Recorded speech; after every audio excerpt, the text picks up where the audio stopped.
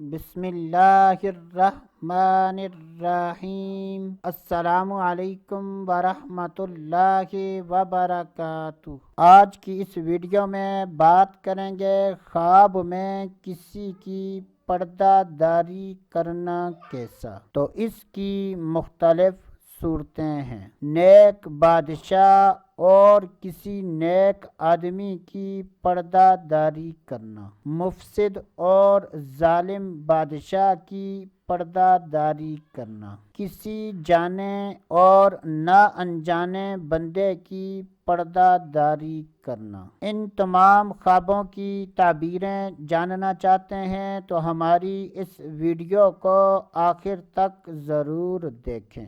جب بھی خوابوں کی تعبیر بیان کی جائے اور اس میں مرد و عورت میں سے کسی کا ذکر نہ ہو تو اس سے مراد مرد و عورت دونوں ہیں۔ حضرت سیدنا ابن سیرین رحمۃ اللہ تعالی علیہ نے ارشاد فرمایا کہ اگر کوئی خواب میں دیکھے کہ وہ کسی جان پہچان والے یا نا انجان بندے کی پردہ پوشی کرتا ہے تو یہ اس بات کی دلیل ہے کہ خواب دیکھنے والے کی مراد پوری ہوگی اور خواب دیکھنے والا عزت اور مرتبہ پائے گا۔ حضرت سیدنا جابر مغربی رحمۃ اللہ تعالی علیہ نے ارشاد فرمایا کہ اگر کوئی خواب میں دیکھے کہ وہ کسی نیک بادشاہ یا کسی نیک آدمی کی پردہ پوشی کرتا ہے تو یہ اس بات کی دلیل ہے کہ خواب دیکھنے والا